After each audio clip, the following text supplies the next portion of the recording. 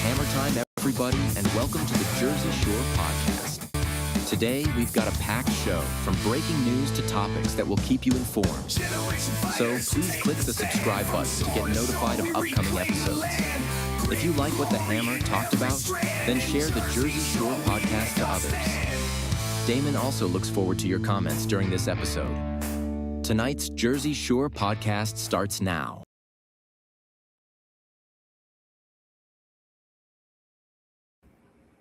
Hello, everyone, and welcome to another episode of the Jersey Shore Podcast. That's S-U-R-E because we are always shore.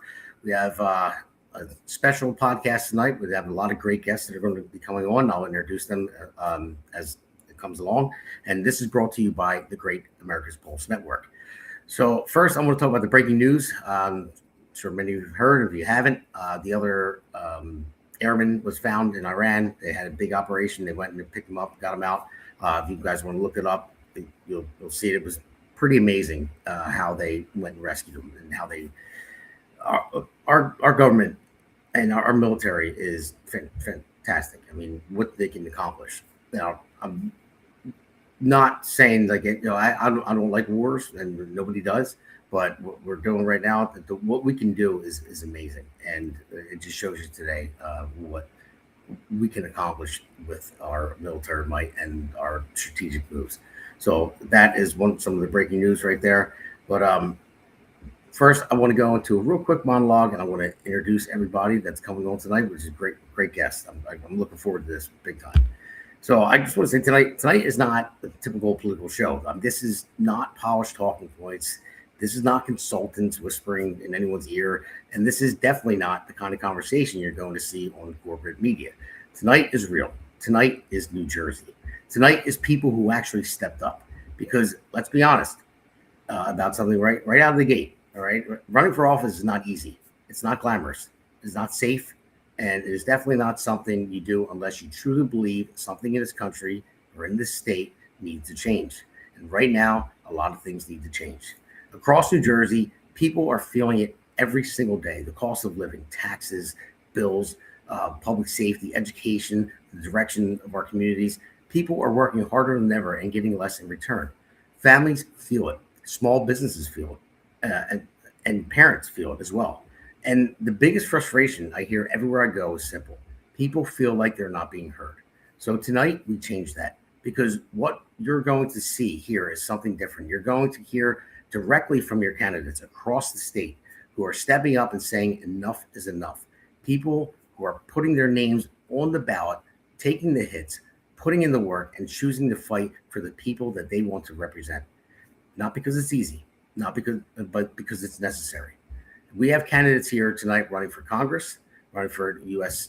Senate, at all different parts of New Jersey, all different backgrounds, but all united in one thing. They are willing to step up into the arena. And that matters, because nothing changes unless people are willing to step forward and take that responsibility. So here is tonight's show that we're going to work with. It's going to be great. So I'm going to bring on each candidate one at a time, give them a couple minutes to introduce themselves directly and tell you who they are, why they're running, what they stand for. And then we're going to bring everyone back together at the same time. So there's no scripts, no filters, just real conversation about issues that matter to the direction of the state and what needs to happen next.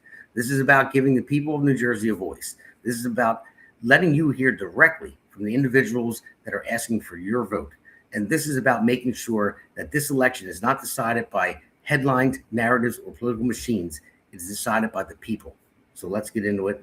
Let's start bringing on the candidates. So first one. Here we go. We got Justin Murphy for U.S. Senate. Hey, Justin, how you doing? You've been on here many times, so you know the drill. But hey, listen, tell people who you are, why you're running. Let's get into it. Damon, good evening. It's always a fun time to be here, and a pleasure to be on your show. And I know I see how much hard work you put in for your campaign and to get out the conservative voice platform. And can't thank you enough. But we're doing on the trail here. June 2nd is our primary. We will be nominating someone to run against Cory Booker for our U.S. Senate seat, and hopefully that'll be me.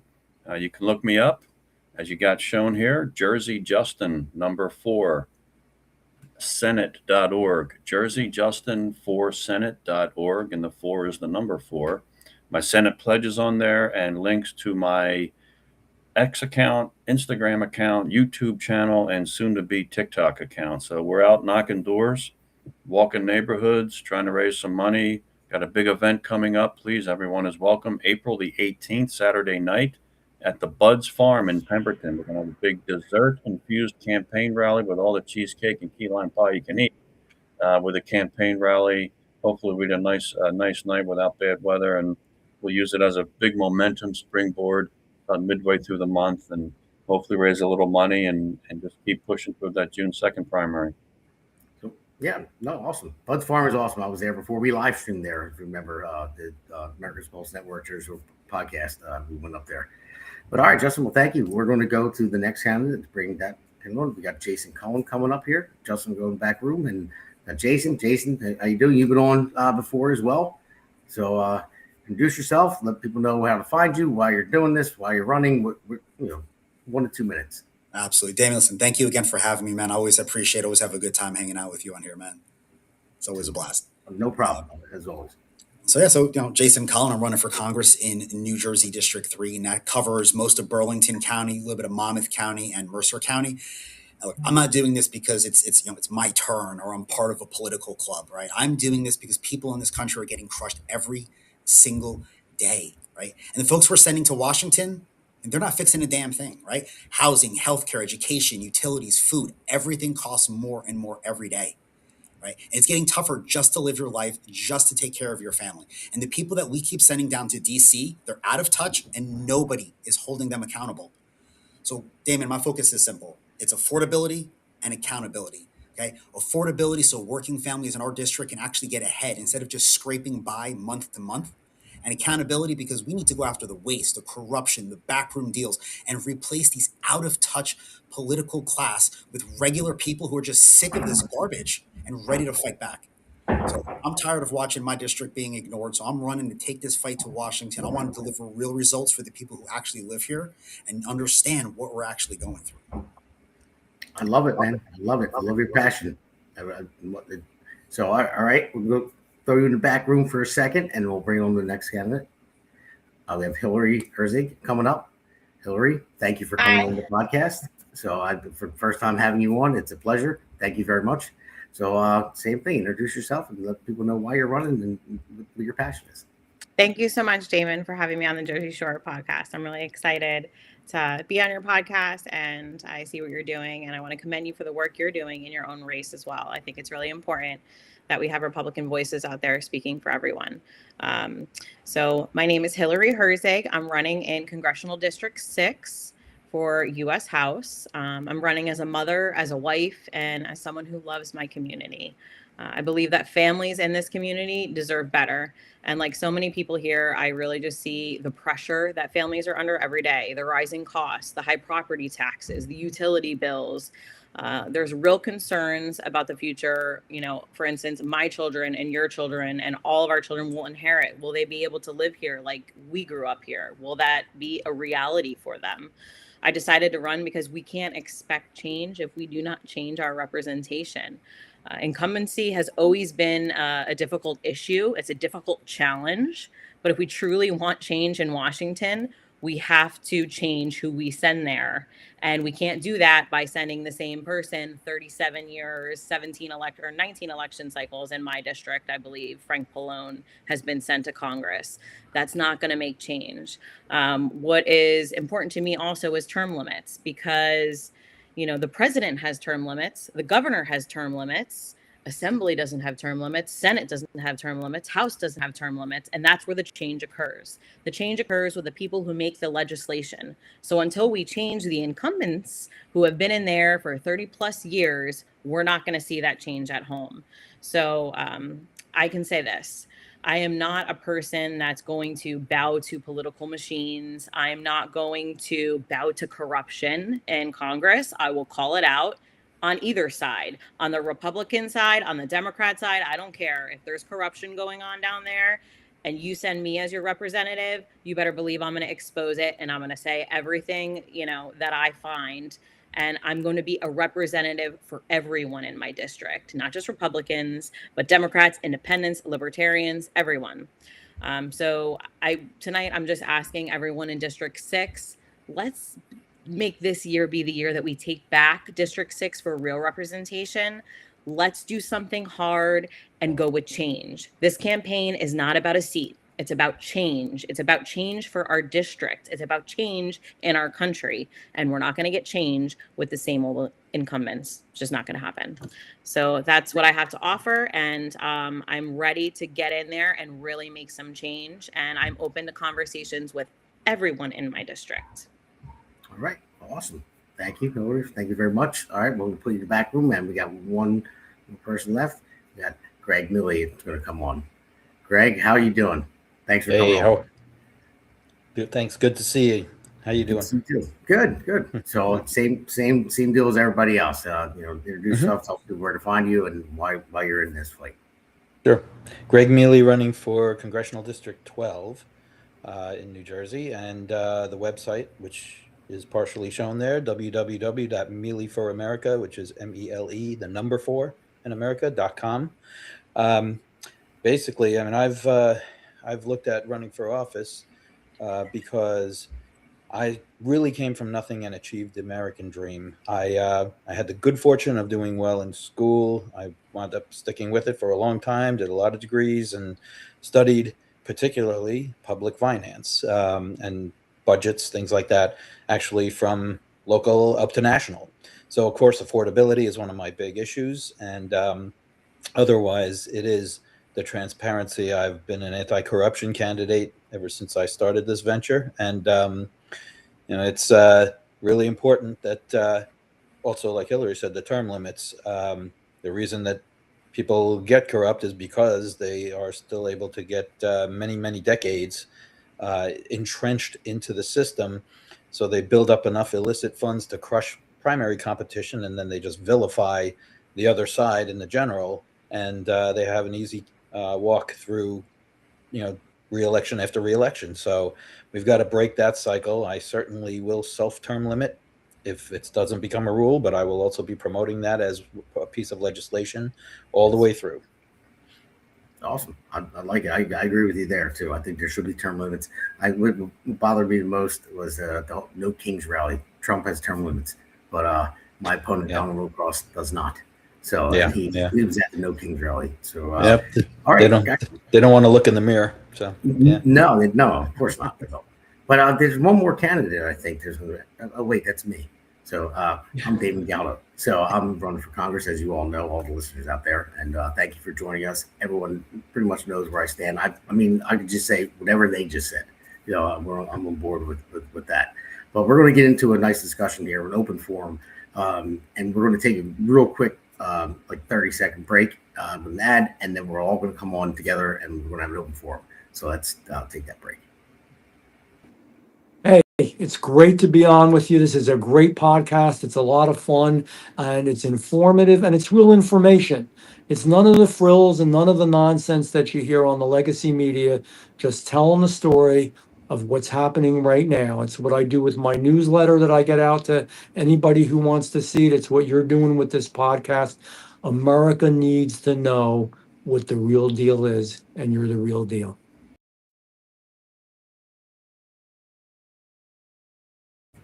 And again, as always, thank you for that, Jeff. I really appreciate that plug that you gave me.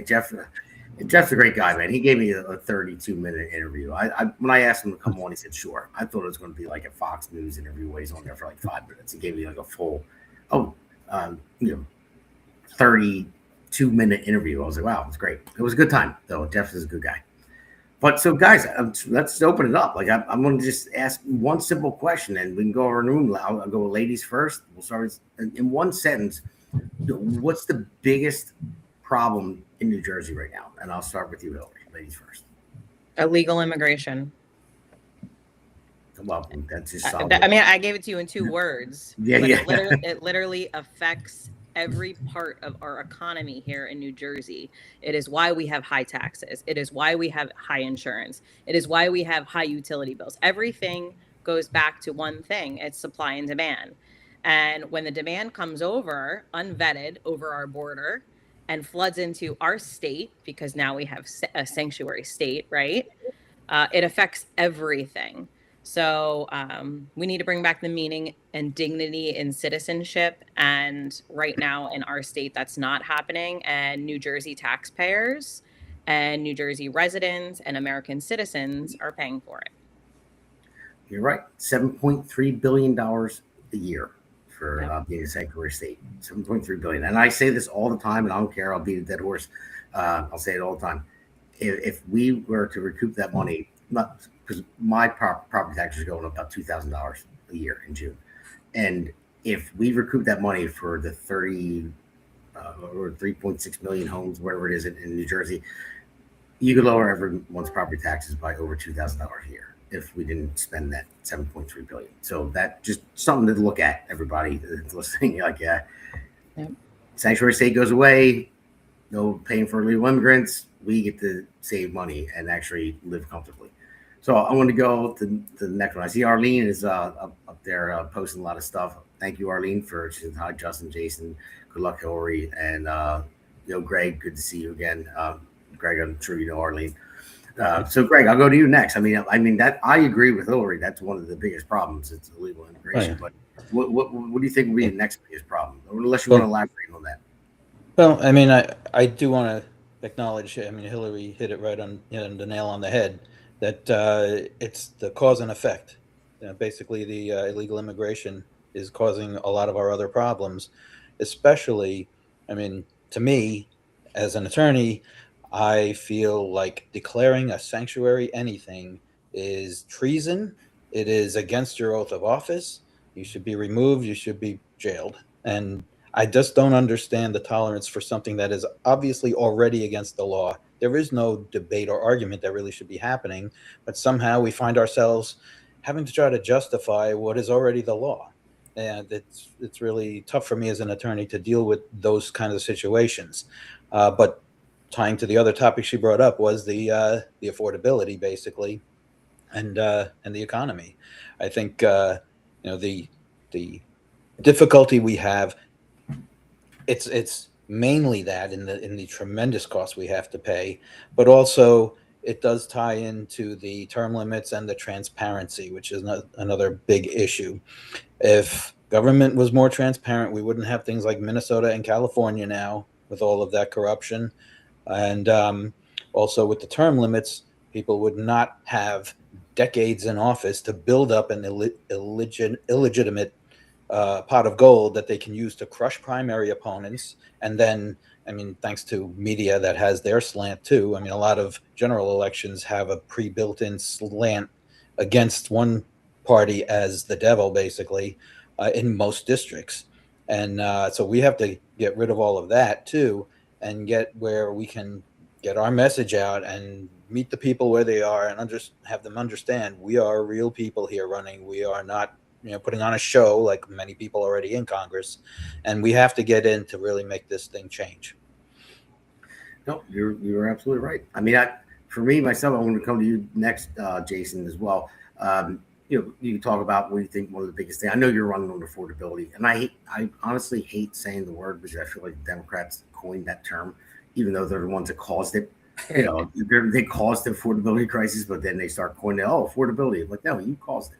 But I know that you're running on that as well.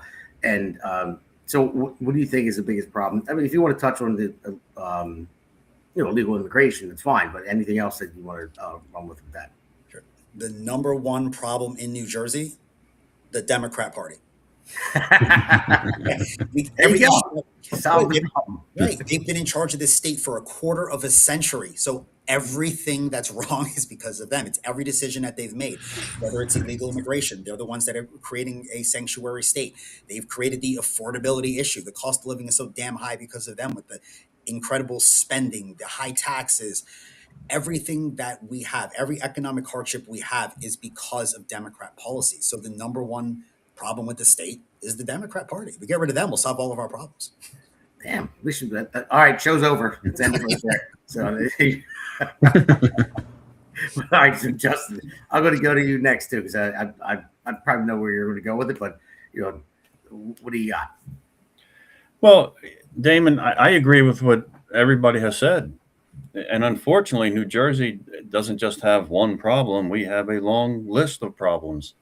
And each one of you articulated a very thoughtful position and substantively pointed out what the problems are: illegal immigration, property tax, Democrat Party. Jason, you're right. They've had a majority in the state house for the last 25 straight years. And 17 of those years have been also with Democrat governors. And we don't get blue collar Democrats. We get these far left Marxist liberals that want to make New Jersey California East.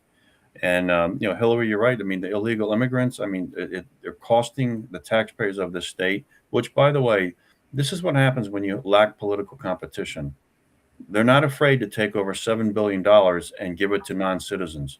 A slap in the face to everybody that gets up and goes to work every day in New Jersey to pay their property taxes and the $60 billion a year Trenton budget, and then to try to live and retire in the state, which you can't do.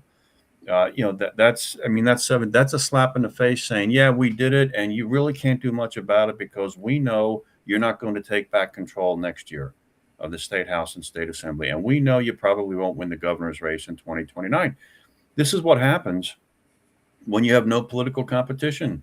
There's no consequence to their political actions, and this is a major problem for New Jersey right now. Our political system is not functioning right. The government is out of whack. It's corrupt. It's overbloated with waste, fraud, and abuse. And and the problems just stem from there. How do we ever lower property taxes? Well, when you're giving away $7 billion to illegal immigrants, guess what? You're not going to lower property taxes for New Jerseyans. And that's a shame of it. And it's sad. I was thinking today, I was walking through neighborhoods. I've been on the street myself campaigning. I'm knocking on doors. Today I was in Medford, New Jersey, in Burlington County. And I was really sad. This is the town that I grew up in. I've been here since 1976 and Tabernacle since 1978, neighboring towns. And I was looking for a friend of mine, and she has a for sale sign on her house. And I'm thinking, how many friends of mine have moved out of this state because they just can't afford to live anymore, or the madness with the public education system? And we were in like this kind of death spiral. People just can't wait to get out of here. And it really made me sad. I'm like, this is where I grew up. I grew up with these people. We were friends. We went to school together, college together, high school together. We worked together. We go to the gym together. And so many of them now move out as a matter of necessity. And it's just really sad to see that the quality of life is really suffering, as Jason puts, under the Democrat Party. When you get down to it, the real brass tack is the Democrat Party. They put us in this mess, and they're incapable of solving it. And unfortunately, we can't inflict enough political damage on them yet for them to switch gears, change course, and actually start putting forward solutions that will benefit the working classes of this state. So it was sad to see people, and everyone has the same complaint.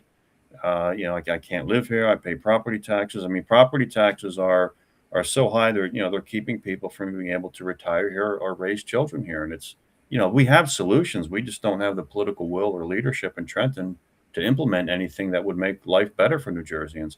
So we've got a multitude of problems, but you all touched on substantively the aspect of each. It's the Democrat Party. It's illegal immigrants. And then, of course, from that, we get high property taxes. We get a public school system that's broken and failing.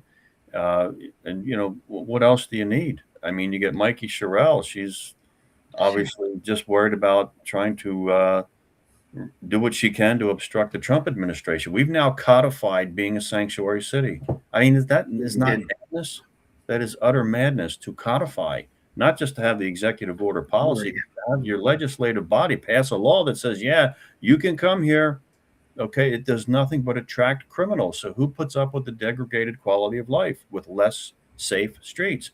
You and I, our children, our families, our neighbor. It's just. You're right, Justin. And the thing is, I think, and this is going to be open to everybody after this. Everybody jump in for anything you want to talk about after this. But I just want to look at my opponent in Norcross. No, he has the monopoly on everything. His tentacles are everywhere. He controls a lot of things. Yeah. And it's the same thing with the Democrat Party. They do. they made us a sanctuary state. Everyone knows why. Because they want illegals to vote. They're fighting against the SAVE Act because they want illegals to vote for them. They want to, and that's what it is. That's why they codified it in law that we're a sanctuary state. And that's a big deal. And people don't realize that. It's a really big deal. And I wish that we can come up with something, and I swear I will try to, that if you're a sanctuary state and you allow an illegal immigrant that has a record or whatever, that is a criminal, not just a criminal from crossing our border, but already has a criminal record, and you don't deport him and get him out, you stop ICE from getting him, and they hurt somebody, then the government should be sued over that. The state should be sued over that. They have to be held accountable. And the people that let them out and let them be here need to be held accountable. And that's where I'm going with that. I will find a way to figure that out, how to put that into law, in federal law. Well, I will sponsor that bill with you. Yeah, Damon, the accountability needs to come from the voter to kick these people out of office. And we have such a high level of apathy, we can't do that right now. I know. Well, we need to get people out to vote. I mean, what is it, Justin? We have like what, 22 to 25% midterms Republicans come out to vote? Well, you will have, I mean, if you look at an historical analog, most of your midterm elections have between 33 and 39, maybe 40% of people are upset about something of a turnout rate nationally, individually in states for midterm elections, which means you'll have well in excess of 60% of the registered voters sitting home this November not voting. That's just unacceptable to me. The apathy is really crippling. It's a dangerously high. Yeah. Anybody else can jump in? Whatever you guys. Yeah, I think one of the things we could do to kind of help change that is getting people engaged in the primary to make sure we have the right candidates that will excite the base, can get people to come out, and especially getting those independent voters out there, right? Because far too often we'll get the establishment candidates that get elected over and over again. I think people should try something new. We got 5 amazing candidates right here that are very different, right? In New Jersey, a lot of Republican candidates, they'll run with 1 foot in and 1 foot out on really being conservative, on being America first. But if that was a winning strategy in New Jersey, we would have Republicans elected up and down this state. So I think we need to try something different. I think people need to really get engaged in the primaries. On a low primary turnout, we might be looking at 5 to 7%. That's going to be the party insiders electing who the candidates are going to be going into November. So we really got to do our parts. Everybody, get your friends, your neighbors, everyone out in the primary to make sure we're getting the right candidates that can go in there and can energize people and get people out to vote. It's the only way we're going to do this. Yeah. Jason, I will guarantee you there will probably, in all likelihood, be well over 1 million registered Republicans that do not vote in this June 2nd primary. I mean, we'll have a turnout between 20 and 28%. And that means in excess of 1.2 million registered Republicans will be sitting home, not voting in the primary. That's insanity to me. It's absolute insanity.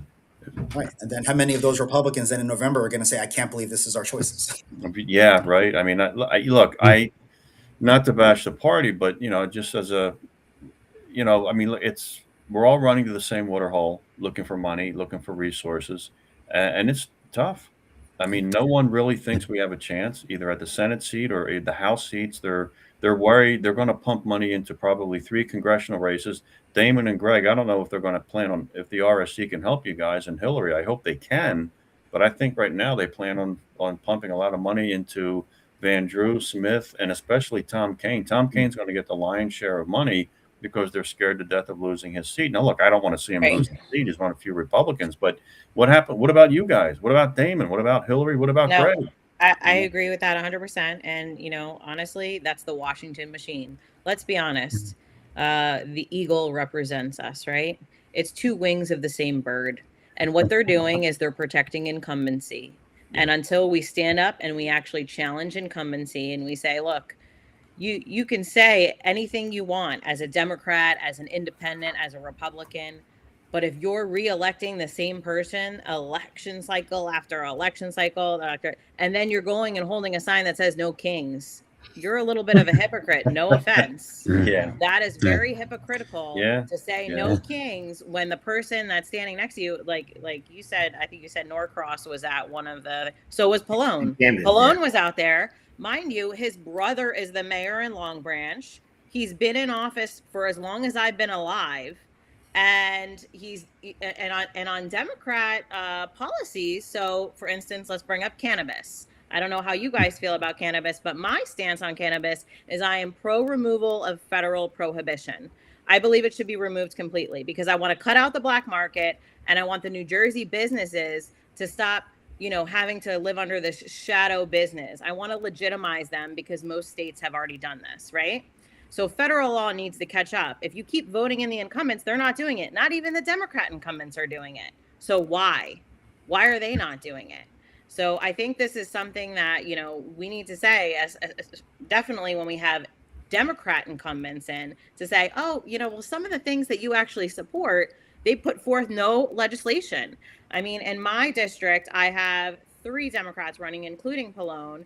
The 2 others, honestly, they're very, very progressive and really to the left. But I'd rather even see them win than Pallone again, because it just means nothing's going to change. It means nothing. So I would say if they really want change in District 6, like, it's going to be me or a new face. It's not going to be Pallone. So yeah, I want to also touch upon something, Jason, to expand upon one of your points. I think one of the problems with the primaries having low turnout, I mean, in one respect, primaries are where elections in the general could be won, because we all know, every November, almost everyone says, these are the 2 candidates that we're stuck with, right? Ever since I can remember. And Yeah. and that's a little ways. So, but the problem is, because they have the ability, the incumbents or the establishment candidates, to usually crush new opposition with better ideas, like everybody in this room. And that's the problem is, we have actually a very good opportunity here to really make a statement in all of our races, because in a normal time, many of us wouldn't get very far off the ground with a campaign in the past. We had a sea change, which, I mean, part of it is from the bad news of last year, in my opinion, but other reasons too, that we didn't have a lot of people from the establishment or people who were, propped up or supported like that, like we've had even as recent as 2 years ago in the last congressional cycle. And now we've got so many fresh faces that are unafraid to share their ideas the way they need to be. I mean, that's why, for me personally, I'm very proud to be part of this coalition, because I think, this is where the change is going to start, is when we say, you know what, you're not getting those same old 2 choices in November. You are going to have some people who are not afraid to say what has to be done and be ready to do it and stare down any kind of either opposition or threats or anything else. And we're going to make this happen. I think that's the way to beat certainly incumbents. Now, I have the luxury that my incumbent is retiring going into this election. So I actually have a little window there. And also at this point, with the petitions in to be on the ballot, I fended off a couple of challengers to be the only one on our side on the ballot for the primary.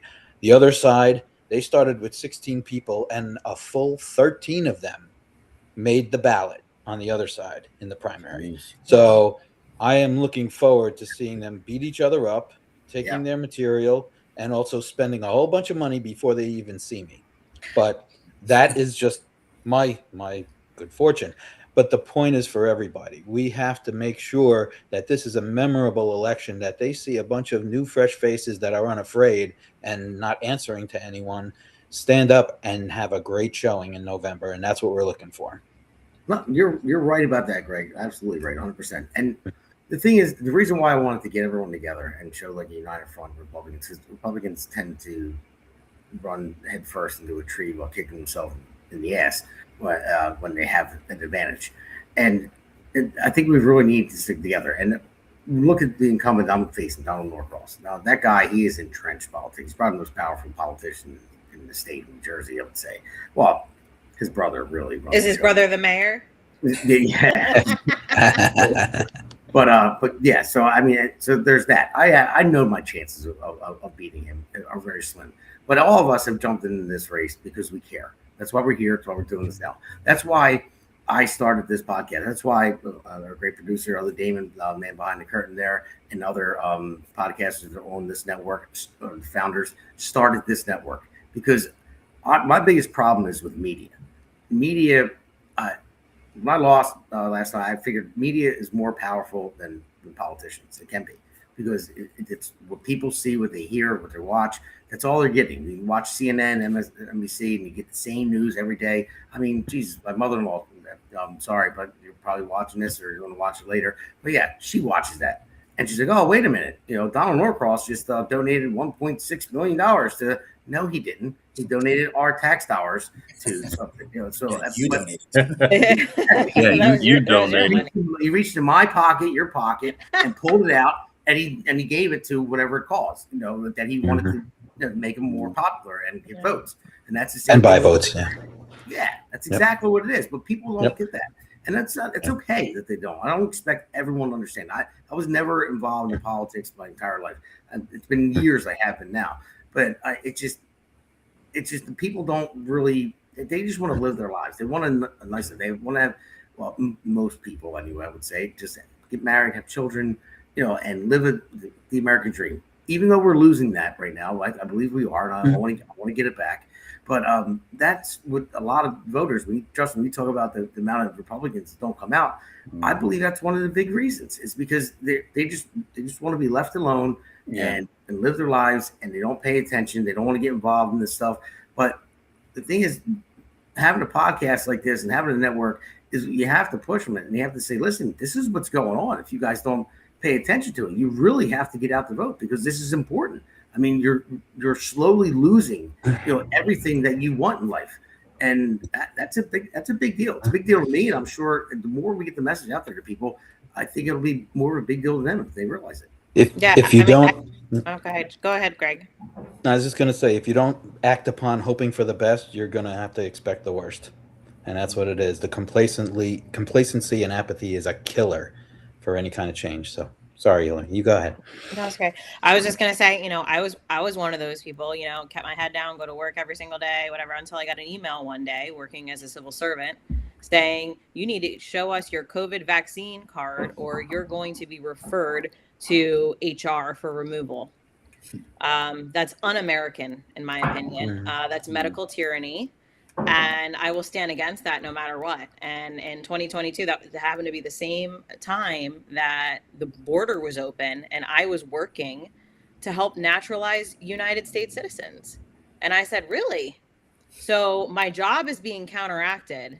And now you're going to tell me that I have to consent to a medical procedure? Okay, I'm done. And I walked away and I prayed about it. And I said, how can I better serve? How can I serve my family? How can I serve my community?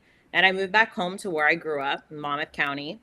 And now I'm here and I want to serve. And I just want to serve people. That's all I ever wanted to do was serve people. It wasn't until my rights started being infringed upon that I'm like, well, I can't just serve people because then I'm just going to lose all my rights. So I had to actually step out of, the executive branch and say, I want to change the laws. Because if you're treating people like that and taking away their religious liberty, if you're taking away any of the freedoms that are guaranteed to us in the Bill of Rights, then I'm going to fight that. So, that's what I stand for, especially parental rights. I want to know what's going on with my kids. I would say, yeah, I'm a little bit of a helicopter mom. I don't care. I'll be it. Because I want to make sure my children are safe. And I believe that, through my morality, that's the job that was given to me. But I also want to make sure everyone in my community is safe because I actually care about people. So I think that's what's missing here is a lot of the incumbents, they're detached from what's going on in their district. And I would say Frank certainly has that problem. He speaks a lot about all the changes he's going to make and everything, I'm going to do all these. Really, it's been 37 years. Yeah. Now, all of a sudden, you have two progressive Democrats running against you that want to abolish ICE. But have you actually ever succeeded bringing an immigration reform bill to Congress? No, you haven't. So it's time to step aside because if incumbents in my district want that, I'm the perfect person to bring that because I actually worked in citizenship. So I feel like it's just, time is up and people just need to I'm asking you to do something that's a little bit risky because people are afraid of change. But you know what change is? Change is growth, change is progress, and change is what America and New Jersey needs. Right. Hey, and listen, I just wanted anyone that's posting in the chat, anyone can pick up after this, but I'm just saying, people are listening, you could post stuff in the chat box. The Ann just did. Said, go Damon, Hillary, Gregg, and Justin, and Alex, and Alex. So, but anyway, I just want everyone to like and subscribe to the show. And you guys have a question for any candidates, you can put them in the chat box. We will bring it up and we'll answer that question. Or if you have a statement that you want to make about something that's important to you, we can throw it up on the screen. So, all right, let's continue. Jason, what do you got? Term limits has come up quite a few times today, and I just want to make sure everybody out there at home watching this knows that you got 5 votes right here for term limits, and none of the incumbents we're running against are going to vote for it. And this is a Republican-Democrat thing that everyone's in agreement on. So you got 5 votes right here. We'll make it happen. So what did it go, Alex? Ann, no, Murphy. Sorry, Ann. I just realized what that meant. And no, Murphy. So, all right. So, I just realized what that meant. I read it, but anyway, I don't care. And what is that? Is that go Alex? I guess go Alex. Yeah, I know. But Ann, no Alex. Murphy. It's Murphy. I just realized what you meant by that. So, Was that Ann's comment says go Damon, go Hillary, go Gregg, go Justin, and go Alex? Well, it says go Justin, but I don't know. I don't know. Jason, I don't know Justin. Go. I don't know what she meant by that, Ann. So I don't know if you messed that up. But Ann, what do you mean go Alex? Alex and Dan? It says Justin and Alex, so I don't know. Oh no! So. He's one of my opponents. We got there's 4 of us running. So and quick, hit the edit button. Yeah. So how do you? All right. So Arlene says, how do you feel about the Convention of States? I do like the Convention of States. I think it's a very important thing. I didn't know a lot about it until a few years ago. I didn't realize that was like a kind of a backdoor thing that Congress put in there. If it wasn't working federally and the states come to, what is it, like 32 out of all the states have to come together to change something. I mean, I always like 34. I like a safety net just in case. They always did. It seems like in our Constitution, our forefathers always put in a backdoor safety net here and there to where it can't get out of control. There's always something that can stop something. And that's where I'm at with that. So I don't know how you guys feel about that. Yeah, I think more people need to be made aware of the Convention of States because I don't think a lot of people really even know what it is. They need to start calling their representatives in their states and start calling for this damn thing because it is the only way. If we can't knock these incumbents out of Congress that have been there for 30, 40, 50 years, it's going to have to be the states that change what's going on in there. And that's how we're going to have to do term limits, for example, right? It has to be a constitutional amendment. Is Congress going to vote themselves out of a job? Probably not. But through a Convention of States, we can do that. We can get a balanced budget amendment.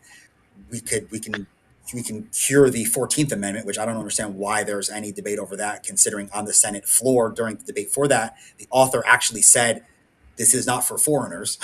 It was for children of slaves.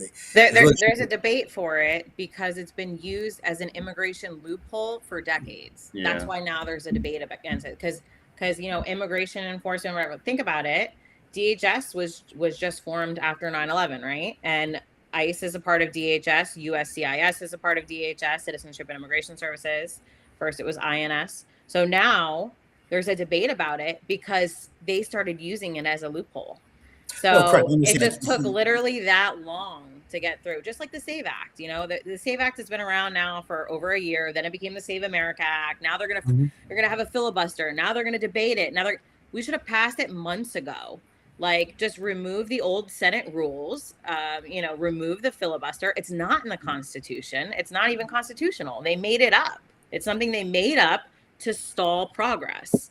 I think that's, maybe what sets me apart a little bit different is like, I don't want to say I'm progressive, but I want progress. I don't want the same old stuff going on. And that's what's going on is right now we have a Senate Majority Leader, John Thune, who is like, oh, we're going to, let the Democrats speak on it. And you have the majority, use it. In New Jersey, the majority does not cower from using the majority to ruin our state.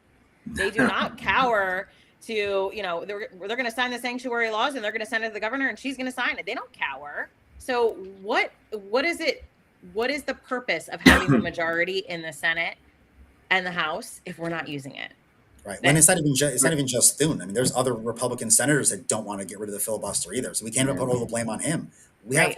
I know I mentioned earlier that Democrats are the problem, but honestly, there's a lot of Republicans that are part of the problem too. We have to change these people out. Yeah. Right. They honestly. Right. Yeah. Nothing can happen when you have a 2 or 3 seat majority. You know, to really be effective, you need 4, 5, 6, 7, 8 seat majority, because you're going to lose somebody. We're not really parliamentarian like Western Europe, so you always have to factor in. You're going to lose a couple of votes here and there. So, like I said, winning back control of each chamber was great, but to do it by such a thin margin, there's going to be problems. And our founding fathers wanted it this way. They designed us with checks and balances, federalism, shared power between government and states. Federalism, checks and balances. They created us this way to be methodological, deliberative, slow. They didn't want things to be moved through quick. And, throw that in with a political class that's a greedy to hold on to political power. Yeah, we do have a problem with efficiency sometimes.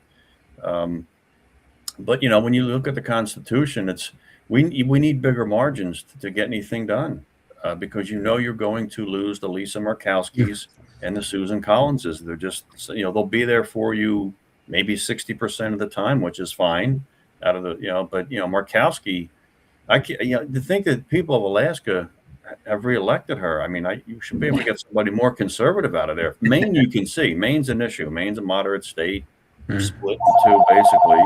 But that's, we don't have, we don't have enough of a margin right now, which is why obviously this midterm is critically important. But we're designed a certain way too. We're designed with checks and balances, separation of powers, federalism, and that keeps things from passing along. Now, Hillary, I agree with you. I do not support the filibuster. I don't see the purpose of it. It cuts both ways. It can save your bacon. It can save you when you're a minority, but it can also put the constraints on you when you're the majority trying to get something done. And what about the committees? Do you think the committees are working out great for us too? The committees? I mean, like subcommittees and committees with jurisdiction. Right. Yeah. So I mean, like, if you're a representative and you get elected to go to the House, right? And you're like, I have this really great idea for this legislation and it's going to help my constituents.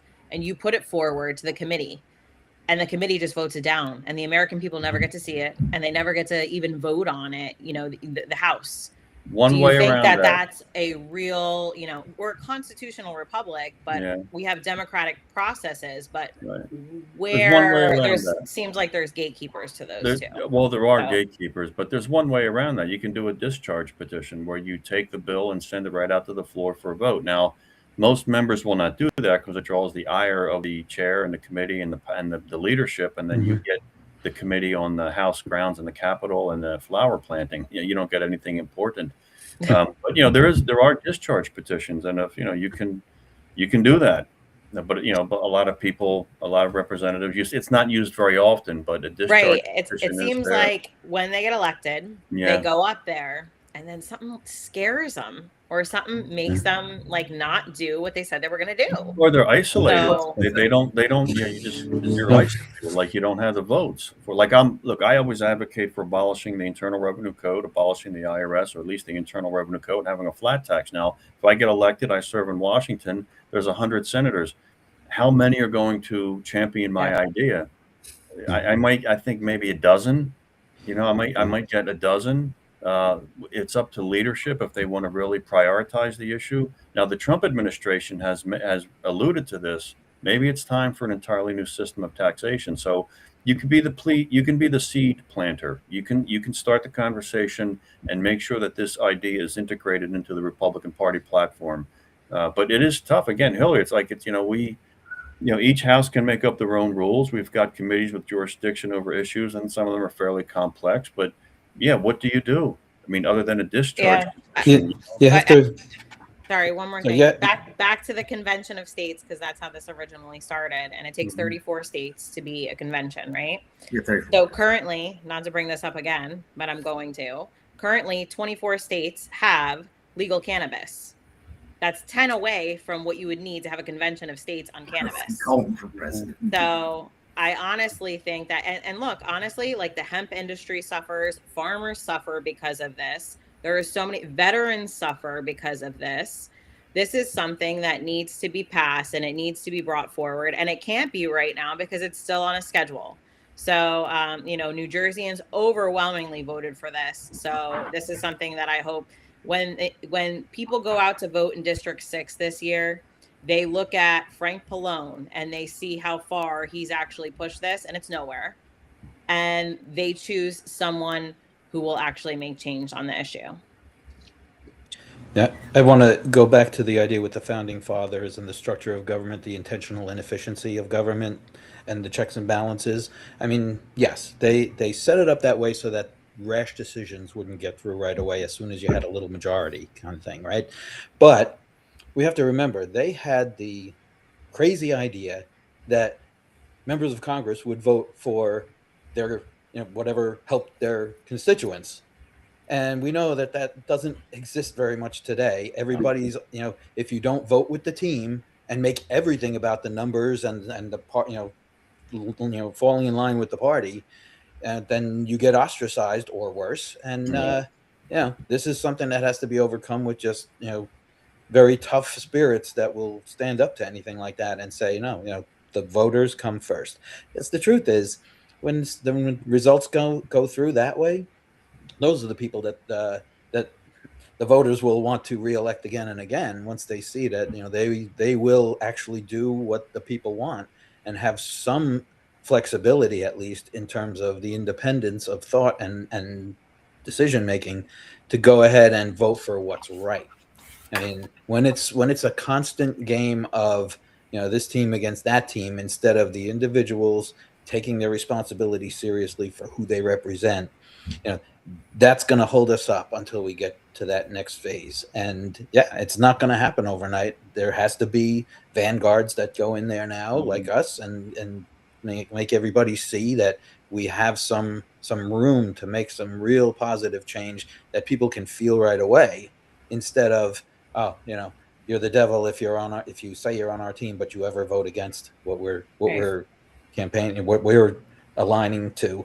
And people, for various reasons, some of them I'm sure do get threats, and some of them may get payoffs or whatever it is, but people fall into line once they get there because they don't have the will to stand for what they promised in the beginning before they got there. Well, I would say that's the difference between, I would say, people like us, or at least I could speak for myself on this. Mm-hmm. I don't care if I serve one term. If I'm going to go in there and I'm going to do what's right, and I'm not going to get bought or anything like that. Mm-hmm. And if I don't get reelected because of that reason, then I don't. But I'm going to go in there and do as much damage as I possibly can. And what I mean by damage is change the system for the better for the people. And that's basically what I'm looking to do.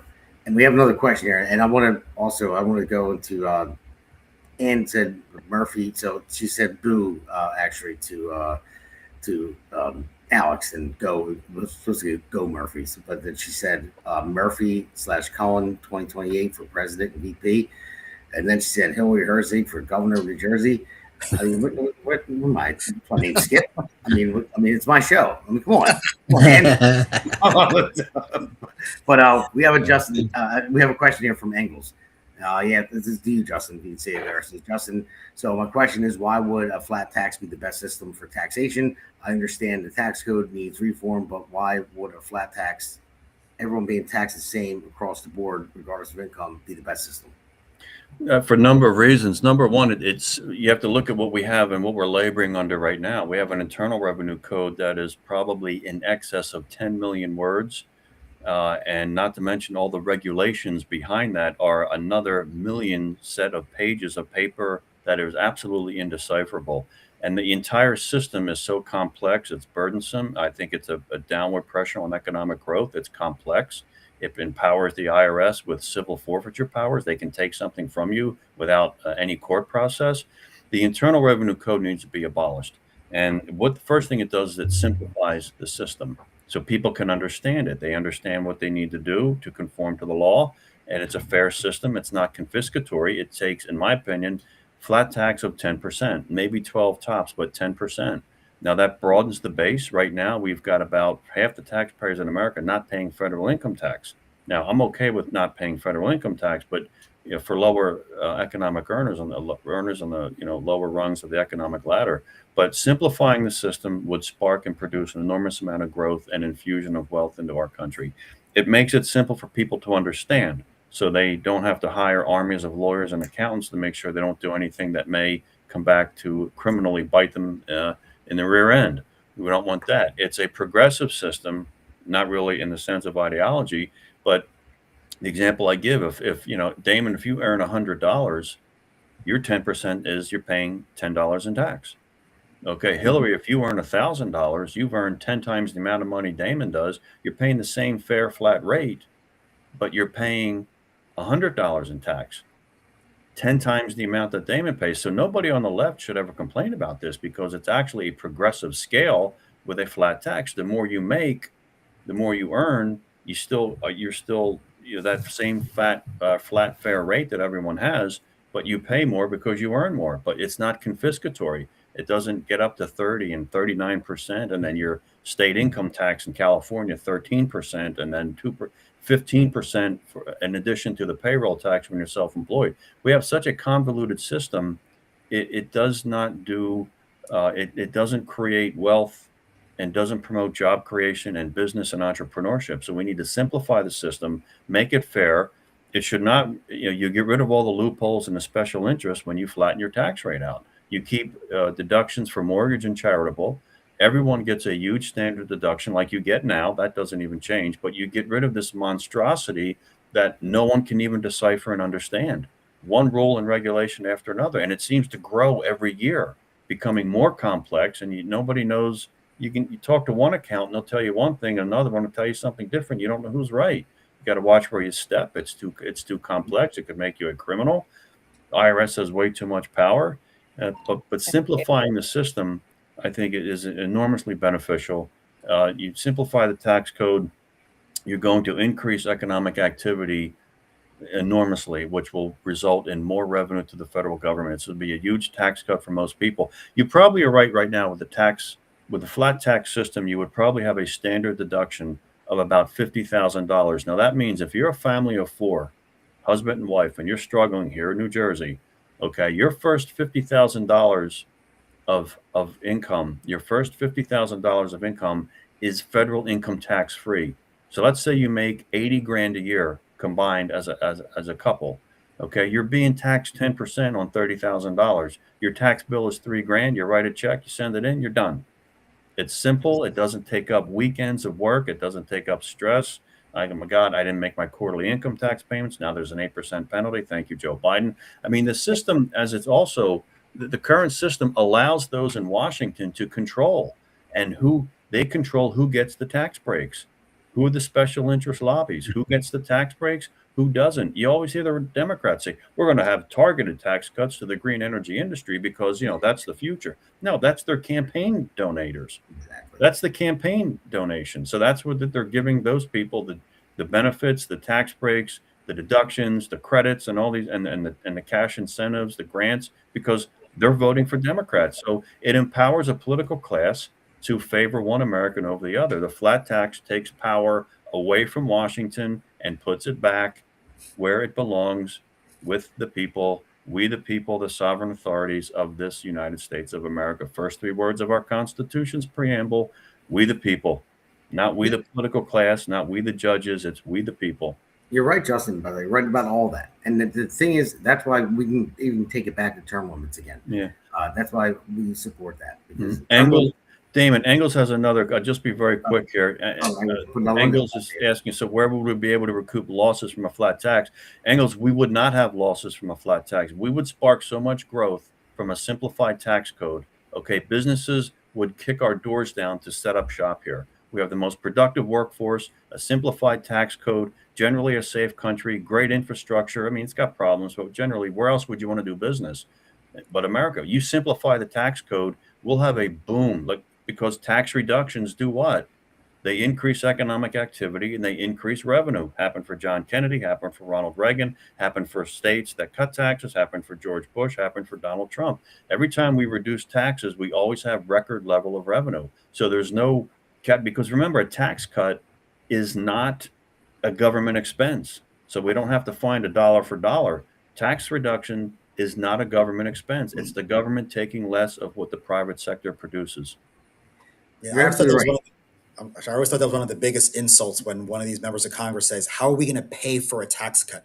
Are you going to pay for me to keep my own money? Are you kidding me?" They're economically illiterate. I mean, they're I know they are. I mean, economically it's unbelievable. illiterate. I mean, listen, I work for a private business and I build commercial buildings. And if I ran my company that I work for ran the business like government ran their business, they won't be a business. You'd be out of business.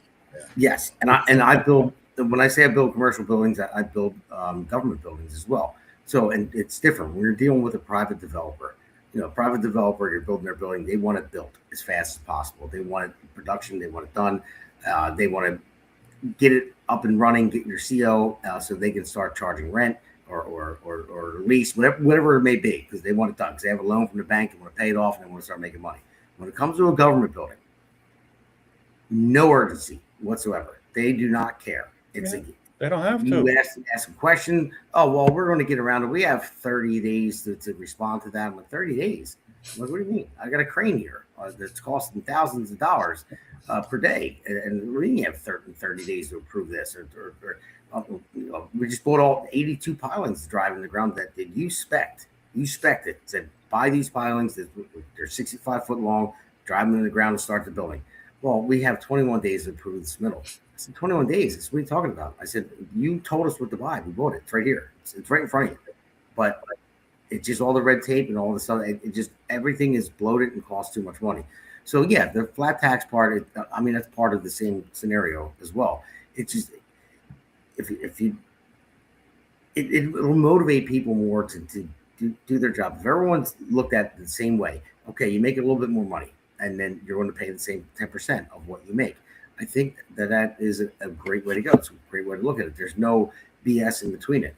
You can't get around certain things. There's so many tax laws and loopholes that people get around and they evade paying taxes, or sometimes, maybe in your case, my case, pay too much in taxes because we don't know all these tax laws. You know, I can't imagine an accountant that knows every single tax law. It's not possible. Yeah. If you look at the tax, not here, give you an example. Obamacare. Okay. And I know it's not the tax code, but the Affordable Care Act. Okay. Anything but affordable. There were 2,200 pages to that legislation that no one read before they voted yes on. Not a single member of the House or Senate, the Democrat Party, read Obamacare. Those 2,200 pages of legislation. Nobody read it before they voted on it. Bad enough, you've got a 2,200 page bill. Behind that bill, you're probably over 10,000 pages in regulations to write the regulations to implement the bill. Same with the tax code. You've got a tax code that's monstrous right now. And then behind it, you got a mountain size full of IRS regulations, Internal Revenue Code regulations. How do you even have time to go through this to figure out if what you're doing is legal? You don't, because they keep it complicated. That's the thing. You guys know right. Everything has to be complicated. It's just the more mess that they have in front of your face it's almost like a magic trick. Don't look over here, look over here. You know, and that's what it is. And they hide stuff in there, and that's what's been going on for a long time. Everyone knows that. It's just it's hard to stop. And then I would say abolish. If they're going to abolish something, maybe not an agency, but abolish omnibus bills. Because literally, that's where they hide all of the spending that we don't need to be spending. Mm-hmm. Omnibus, yeah.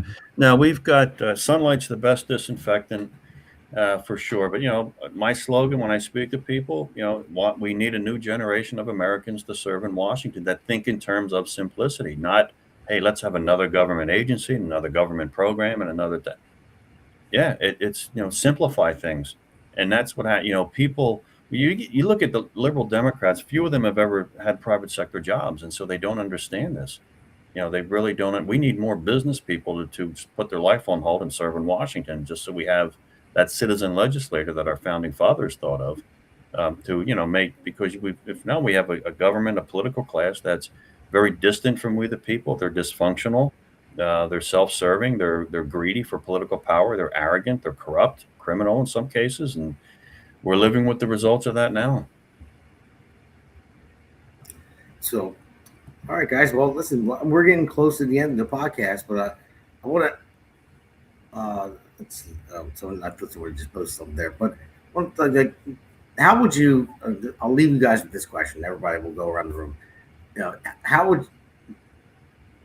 Why should someone that disagrees with you politically consider voting for you? How would you win that person over? If they don't, ladies first. Okay. I know I'm throwing everyone's foot in the fire. The hard ones. This is a tough question. Like if people disagree with you politically, but it could be a percentage. They disagree. Well, I mean, it depends. What would they disagree with me politically on?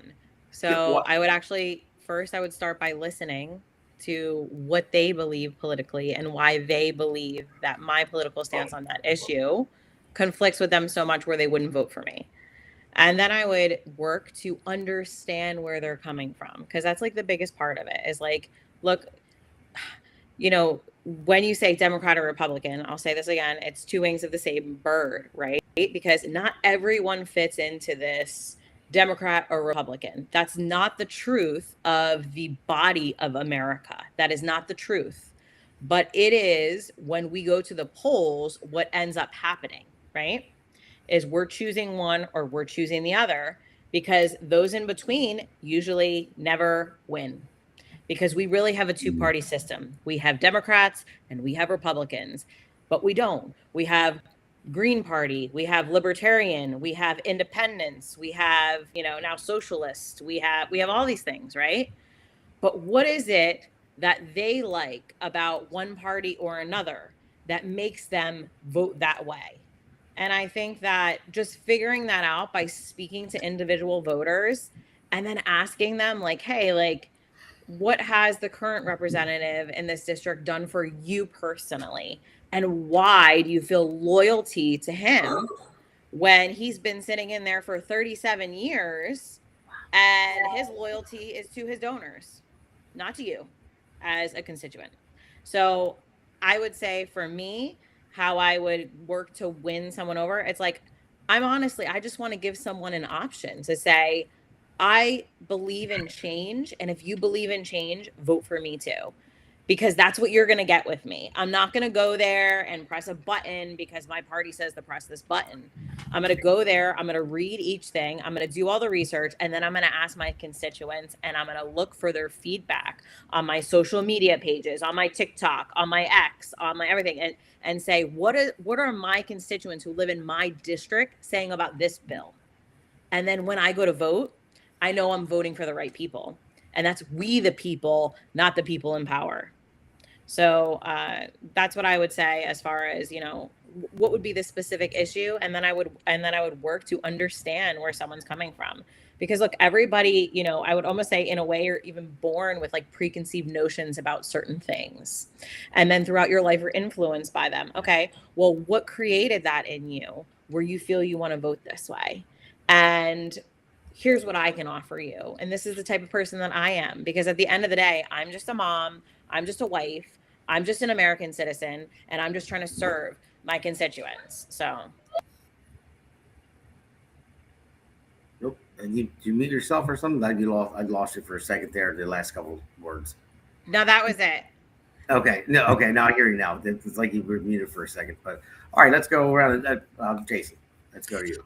So I'm just going to expand on a couple things that Hillary said, because I think she's spot on. So there's independents, there's Democrats, libertarians that do agree with us on some issues, right? We have to find what those issues are and talk to them about those issues. So in sales, there's something, it's called critical selling skills. This is what I use day in and day out, where you ask open-ended questions to people and just kind of sit back and let them talk. And that's how you can kind of find out where they are and where they might align with you. And I'll give you a quick story that happened a month ago. This was in Mercer County at an event that two of the local GOP clubs had. This woman had come in, And she said, hey, can anybody come in here? They said, of course, everyone's welcome to come in. She said, but I'm a Democrat.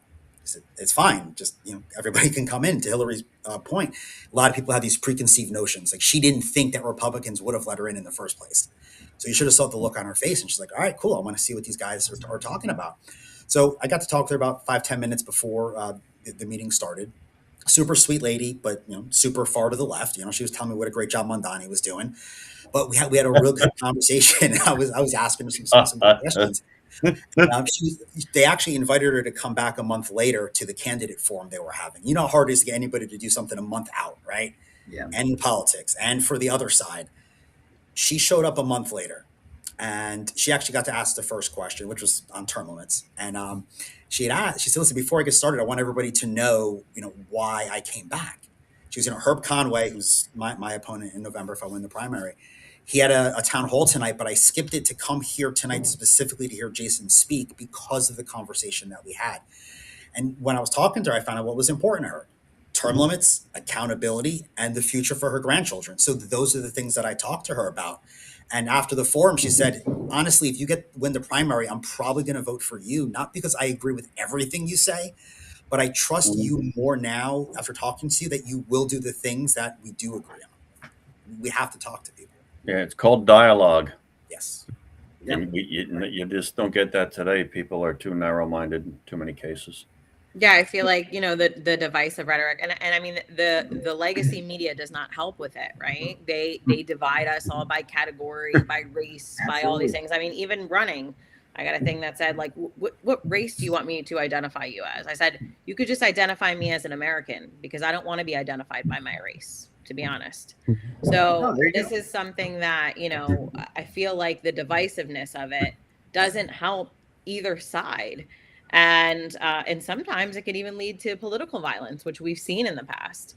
So what we do is we need to talk to every single voter. I don't care if you're a Democrat. I don't care if you're a Libertarian. I don't care if you're a Republican. I don't care. I'm willing to have a conversation with you, to share my views with you. And if you don't agree with me, you don't have to vote for me. But I want to hear where you're coming from so I can better understand, if I do win, the constituents in my district. Because if you win, you're not representing just Republicans. You're representing Republicans, independents, unaffiliated, anyone who's in your district. You're representing everyone. So I think it's really important that, we do listen. So I agree with Jason very much on that. You're right. And Gregg, I'll go to you next with that question. Yeah, I think, the concept of the listening tour, how do you serve people and represent them if you don't know what's on their minds, right? So we do have to get out there and listen. And I mean, I learned to listen when I was a very young boy, and refined through my career now that it's the key to success in representing people is, they guide the agenda. You have to represent your people ahead of your own interests many times. But, the key to part of that, I mean, it's one thing, like, for example, in my district, there are quite a few urban centers who traditionally vote Democrat, and I've got to overcome that. And part of it is not just having the occasional event in like a central place and try to invite people. Many will not hear about it, or even if they do, they won't go. So, you have to go to the homes. You have to, knock on the door, say, I'm really interested to find out what is troubling you these days, what has to be addressed, because I'd like to be the person who addresses it for you. The other thing, it was actually during the petition gathering, signature gathering, I went to one house, and a guy came out, and he was clearly left, Democrat, and so at first I said, okay, I'm trying to get signatures. I need Republican signatures. I'm running for the Republican primary. So if you are a Republican and you want to help me out, that would be great. And usually people who are trying to be fair and have a fair conversation, the first thing they might say, and if he wants to talk, that's fine. But you usually would say, well, I am a Republican, or I'm actually not a Republican, or I'm this other, party or whatever. And instead, he's like, what is your position on Iran? And then went into a few other issues. And he was never going to answer me if I stayed there all day. But I stayed a little while because I wanted to show him that we can have conversation, and certainly we're interested in listening.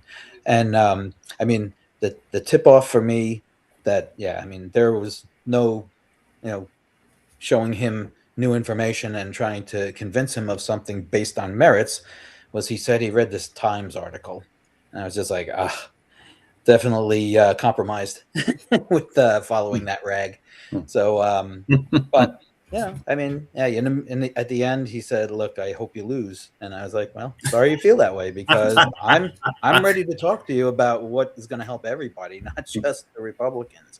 I mean, yes, you represent everyone, and it's the biggest point here is we need to talk to everyone because that's who we have to answer to.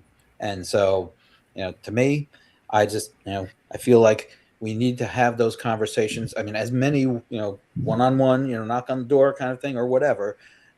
In addition, though, to these other like town hall meetings, like this, but also with live one with people in the room and all that kind of stuff, and get the variety of people to get the variety of ideas of like, what are the problems? And then we can come up with, okay, well, we keep hearing about this problem being a big issue in this area, then formulate our response of, this is how we can really effectively deal with it. So it's a lot of outreach. It's a lot of legwork, of course. I mean, we're all going to be exhausted, and we're all going to, take a nap the day after November's election. But, it'll be worth every minute as long as we can reach as many people as possible and let them know that we are legit. We love the idea of serving people because it's in our blood to help. And, that really needs to be the priority. And then, right behind that, hopefully as many skills as we can gather, either already or over time leading up to the election, to show that we are not going to land there and have no idea which end is up, that we're going to know what we have to do. We're going to have a good idea of how everything works and how we work within that to get to the achieved goal that we want. You're right there. You couldn't say it any better, Gregg. You couldn't have. And before I get into it, I just want to say Ann just posted again. So she has our whole future cabinet going. Hillary's going to be. I was going to say she got me a job now. Vice President, your Secretary of State. What am I? Yeah. I forget what they will be as. Speaker of the House. I am now. So thanks, Ann. I appreciate your enthusiasm. So, Damon, Speaker of the House. Love it. But no, you're right about all that. And the main thing is to have the conversation, and that is my biggest struggle with people. I can't get a Democrat on this show. I can't. They will not come on. I begged and pleaded for Democrats. Some people they said, "Yeah, we'll come on," and they wouldn't. And I'm like, "Why? What are you afraid of? I'm not going to attack you. I'm not going to burn you. I'll even let you talk. I want to just have the conversation." But they won't. And when I say they won't, it's the far left that really won't. But a regular Democrat, common sense Democrat, like a John Fetterman, I'll give him that. John Fetterman was a shock to me. When he came out of the stroke and stuff, and he's a common. Are you allowed to have a favorite Democrat? Because he would be mine. Yeah, he'd be my favorite Democrat. I mean, I don't want him. I don't want him to become Republican. No, stay Democrat and make sense out of that party, please. I want you to stay there, John. So to stay there, make sense out of the party, because they're all going too crazy. But the main thing is, if you have a conversation with a Democrat, if they'll actually have one with you, and they'll give you time to debate back and forth a little bit here and there, telling you what they're for, what you're for. In the end, you're going to find out if they're a common sense, I'll call them a Reagan Democrat or whatever it may be. You're going to find out that you align on a lot of views.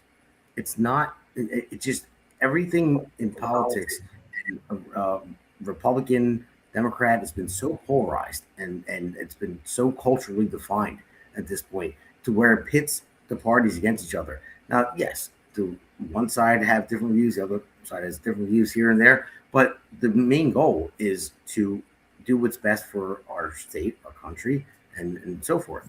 And now it's become so divided to where people won't even have a conversation with you because you have an R next to your name. I mean, I'll say this now, and I don't care what anybody says. Republicans are will have a conversation with anybody. And I don't care if you say, "Oh no, it's Republicans won't. They don't want to talk." No, I'm heck what you say.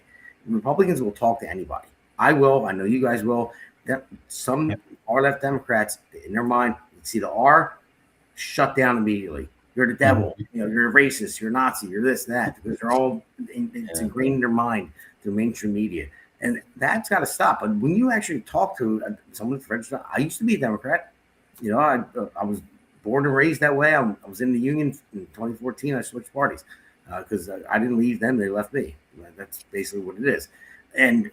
But it's still, you go back to the JFK Democrats, and even Ronald Reagan was a Democrat as well. One of my favorite presidents ever. I got his speech on my wall right next to me, and it's just common sense. It's really, you don't have to focus on the party so hard. I know Trump polarized everything. I know he did, and it was like the hate Trump, TDS, Trump during it is real. It is definitely real, and they just emphasized it so much, and the media did it so much. They divided every American in this country over an R and a D, and that's what we have to get around. And listen, I'm willing to work with Democrats. I mean, yeah, I might not agree with them, but listen, you can't agree with everybody. If you agree with everything somebody says, then you're a puppet. You're not a leader. You have to figure out what's best for your constituents and fight for them, and that's what we're all here doing. So I just wanted to get that out there, because it's just, if you can actually stop for a second, have that conversation, and just take it in, because maybe I can teach you something. Maybe you can teach me something. That's basically what I want to say to everybody, because I'll listen to you, because I might learn something from you. If you say something like, "Hey, I never thought of that," that's where it needs to go. And I think that's the most important thing that we need to do in this state, in this country, and to get the message out there. Yeah. So Justin needs to answer, and I know he's coming. And is she on your payroll or something? Next. I love you, Ann. We love you. We love you. We love Ann. Damon, when I look at a voter, and I do try to gauge and judge where they're at, because look, number one, you have people that are just not receptive to you, and you just, okay, they're not going to speak with you civilly, rationally, with an open mind to engage in debate, learn and exchange, understand you, express their opinions to you civilly. They won't. So you have that block of voter out there that are just not receptive. They're too myopic. They're too TDS. The other is, are they even receptive? Do they even want to talk to a politician? And unfortunately, there's a very large number of voters out there that don't want to. They don't care what Justin Murphy has to say, or how much money he spends, or what he has up on his social media platforms. He doesn't. Some of the voters just don't care. Now, and then I have the other block of voters where I take the initiative, and I realize I do not have common ground with the far left of this country. And unfortunately, that is the makeup of the Democrat Party today. How many John Fettermans are out there?